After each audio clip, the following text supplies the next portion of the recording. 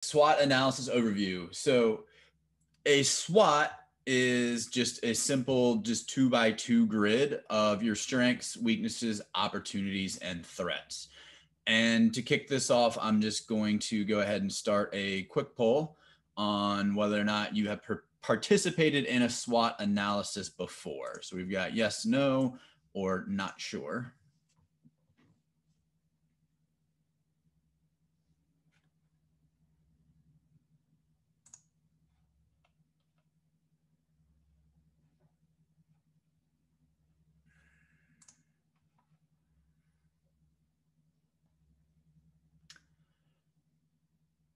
All right, we'll go ahead and end it right there. We've got one more yes. Sheila, just to answer your question, yeah, I will direct you where you need to put everything after this. So just to let you know that. All right, so again, the SWOT is just that 2x2 grid. It's usually done some sort of brainstorming session with either your leadership team or your employees or whatever. And there's no wrong answers when you're doing this initial brainstorming session. So you go through, you've got your strengths, your weaknesses, opportunities, and threats again, and you go through and just start listing off every single one of those for your business. And it can be personal, it can be just for your business, it can be a combination of both. A lot of small business owners that it makes sense that you're pretty much one and the same with your business. So if it's something that's a weakness that you have, there's a good chance that your business also displays it, but it's not necessarily true all the time. And when you're doing a SWOT, it's this is something that should take maybe about an hour to perform. It's going to take you're going to do about 10 to 15 minutes in each category. And, then there's a little bit more that happens after the fact. We will get into that in terms of what is involved in, the rest of performing a SWOT and the after action plan and all of that.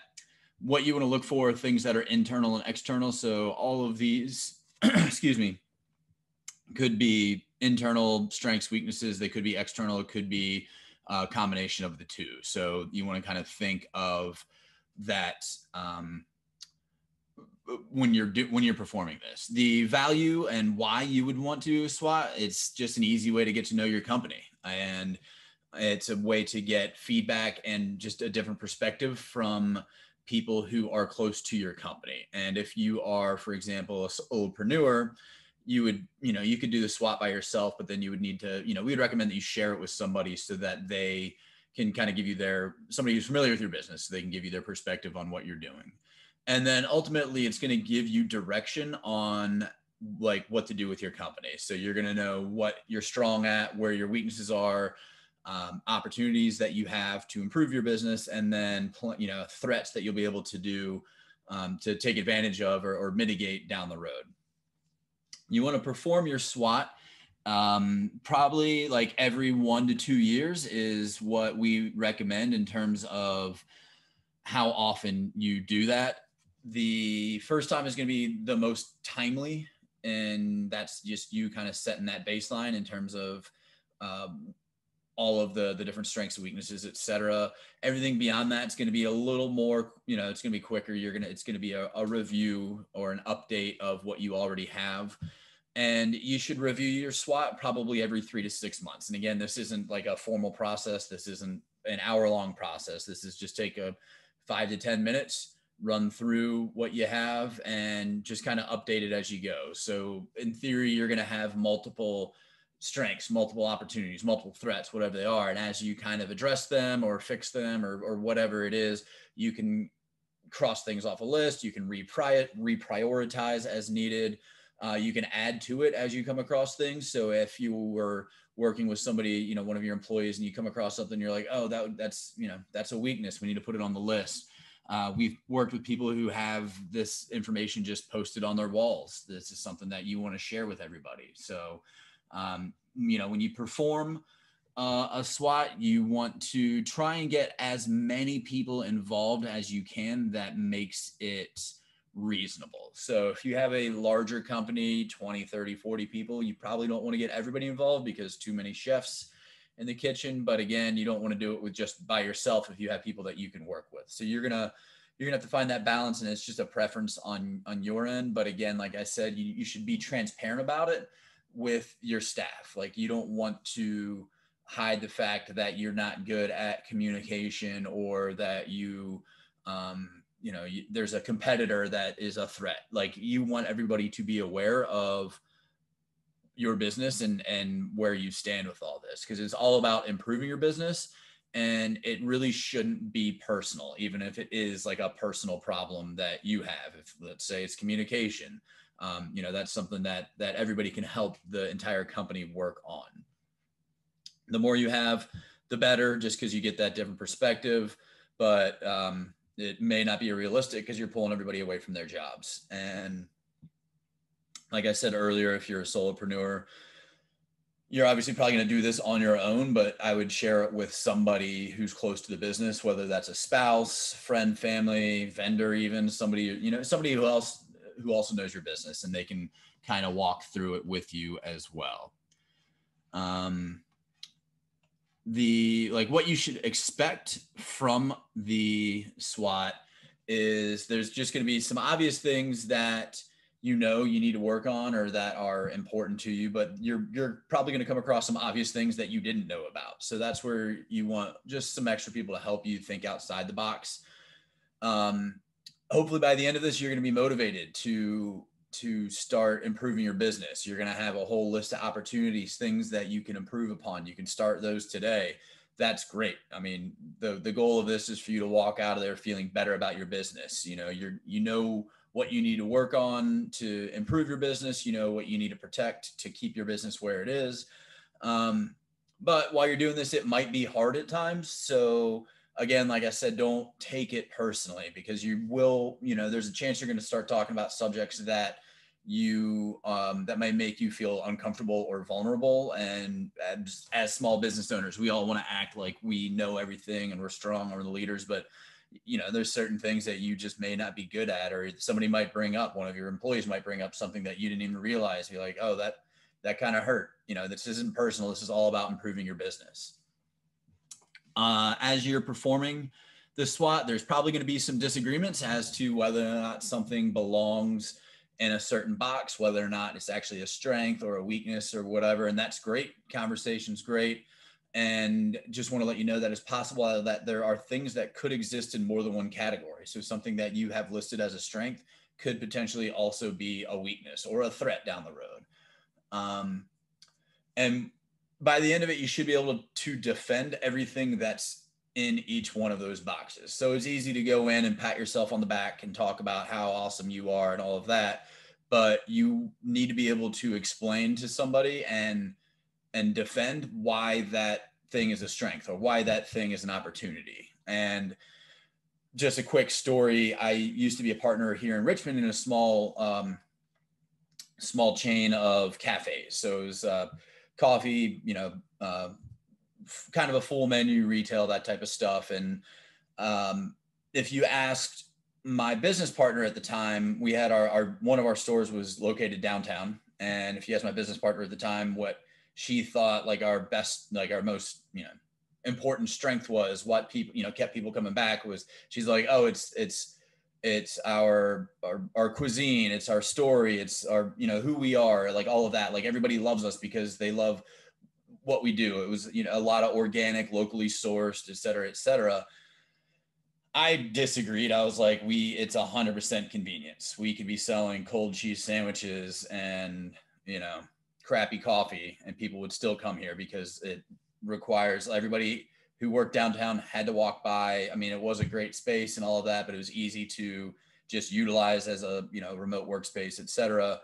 And sure enough, COVID hit, business just dried up for them, because nobody was going out of their way to get this. So it's the strength that she thought was actually a strength really wasn't a strength. The location was the true strength of that business. And, if you look at some restaurants that have been able to weather the storm this year, it's because people are loyal to whatever it is, their food, their service, etc. Not so much for this company. I'm glad I left, by the way.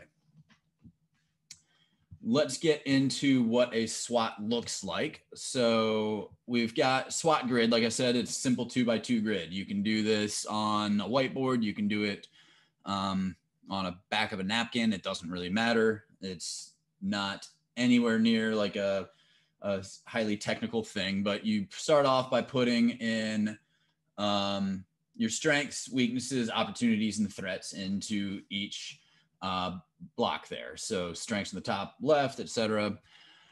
And we're going to kind of walk through what each of these are. Strengths. These are what separate you from your competition. It's anything that you do better than most or all of your competition, and it's what keeps your customers coming back.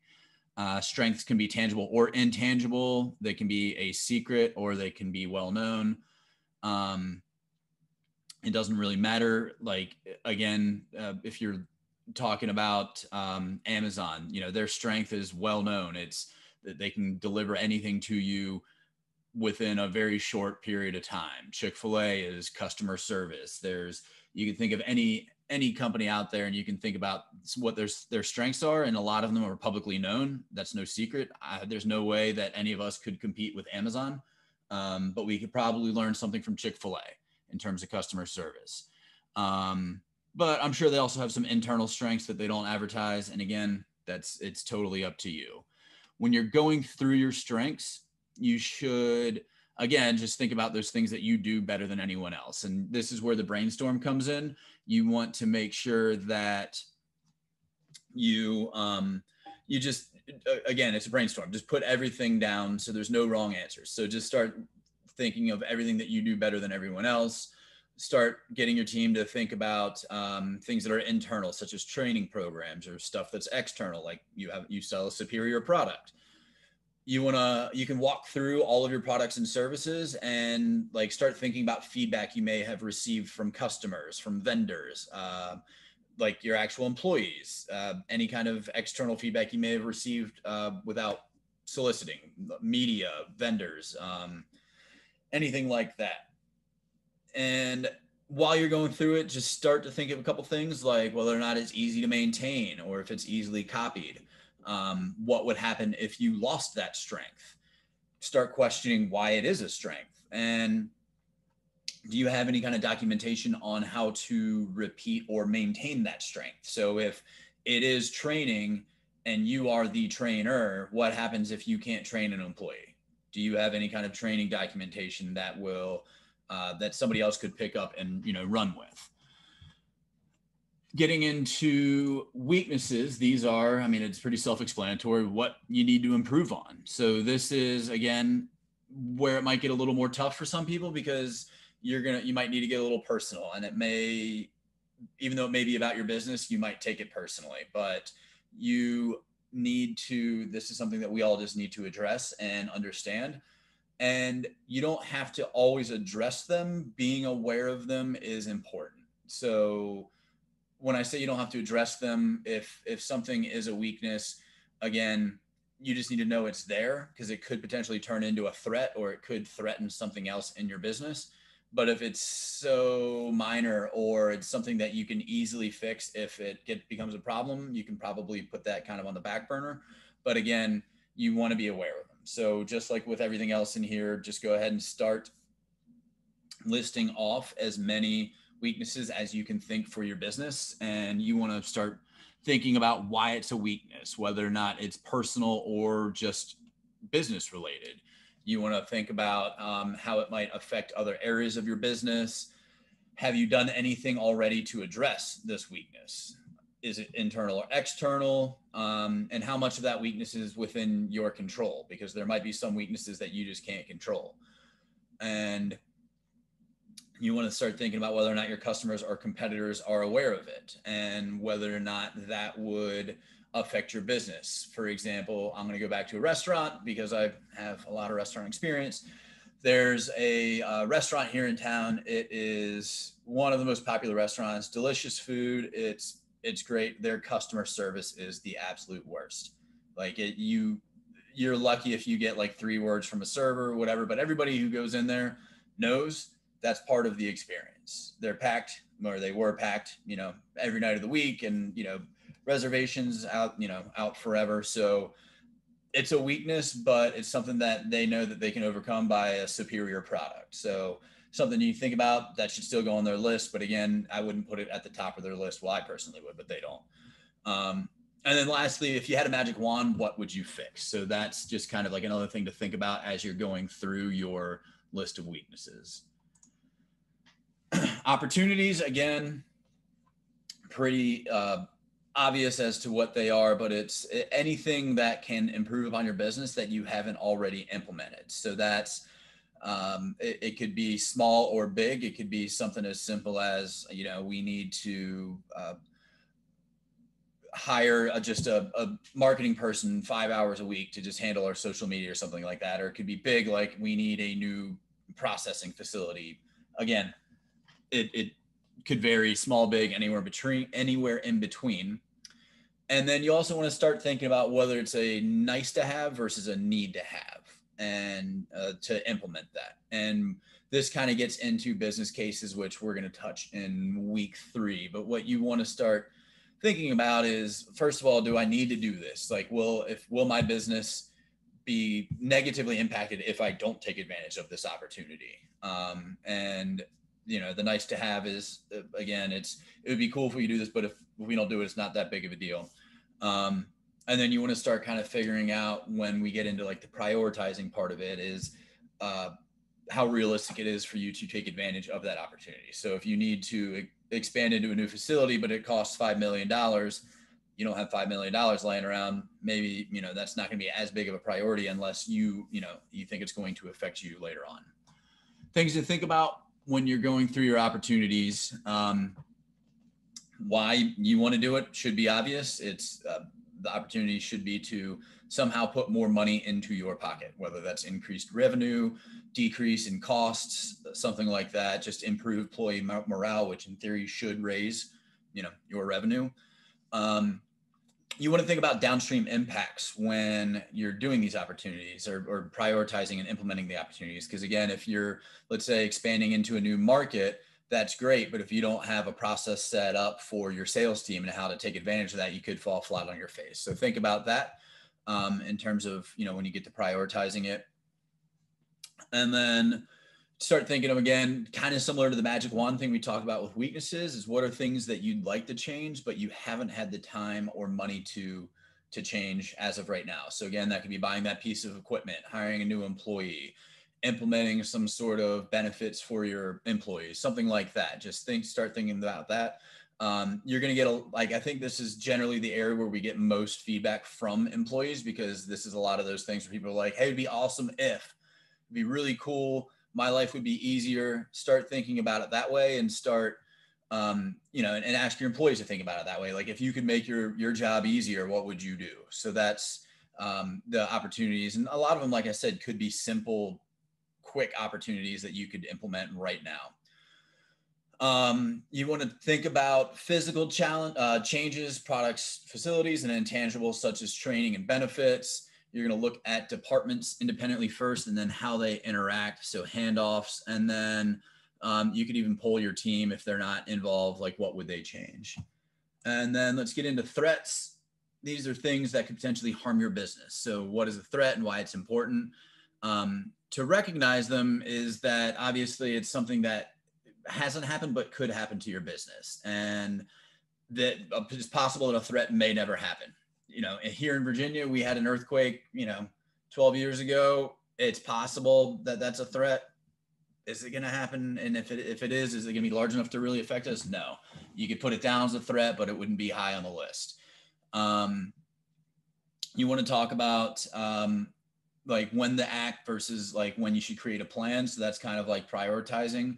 And you want to talk about how detailed of a plan you might need for that. And if you're creating a plan, can you reuse that plan for something else? When you're thinking about threats, you want to do internal versus external, again, just like everything else. So this could be somebody on your team leaving, like a key employee leaving. That's an internal threat. External threat could be competition coming into the area. You want to look at your operations. So areas like your supply chain, shipping, receiving, sourcing, staffing, cash flow. Start looking again, like I already mentioned, disasters. You want to kind of start thinking outside of the box as well with business trends and fads. So this could be something if you produce some sort of product or service, and it's like, is this something that's going to continue to be used? Like, can I get worked out of business because something gets automated, or this product is no longer trendy? And then think about your own capabilities as well, and personally and in your business. So this is threats to like your inability to grow because you're too stubborn or whatever it is. So again, that could get a little personal, but the right side of the box generally does. The left side of the box is the fun side. So here on this example, I have just kind of like a very, very generic example for a company that sells a product as to what they're, I just made these up for a generic company, whatever it is. But they have, their strengths to be their customer service, strong relationship with the customer, management team, their weaknesses. I'm not going to read all of those.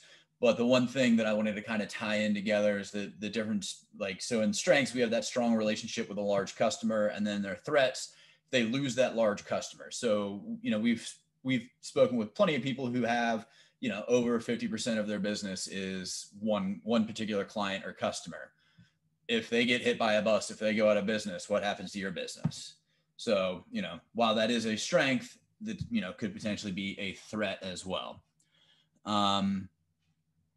Once you get them all listed out, you're going to want to start prioritizing. And from there, we're going to talk about defining them. So we say you want to list your, your top 5 in each category.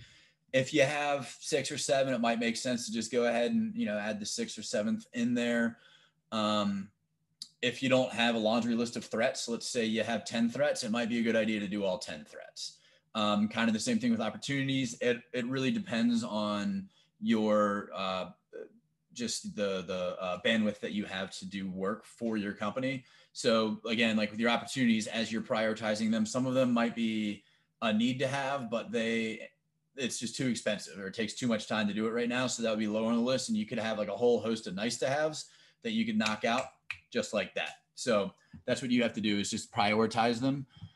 The definition, you should be able to type out just a quick definition so that anybody who looks at the SWOT item, they should be able to understand what it is by the definition. And then you want to create some sort of action plan to protect your strengths, strengthen your weaknesses, take advantage of your opportunities, and then mitigate your threats. So when you're protecting your strengths, you want to make sure that anything that you think you do better than anybody, you can continue to do better than anybody. And sometimes your strengths can become like a qualifier. So a qualifier is basically something that you have to do in order to stay in business. It no longer makes you unique. And then, everything else in there is pretty self-explanatory. We'll get into just a couple of things here. So this is the examples of what a strength, weakness, and opportunity and threat for that fake company kind of look like, kind of what they look like. So you have, the customer service. Their customer service is top in this industry. It's one of their most common compliments. Their action plan would be to continue with their training program and encourage management to improve upon that training. And again, this will be available, so I'm not going to read these out to you, but you can take a look at this. And we'll also send out an example SWOT that we have that we created that you can get more detail. But this is what I wanted for y'all just for this particular meeting.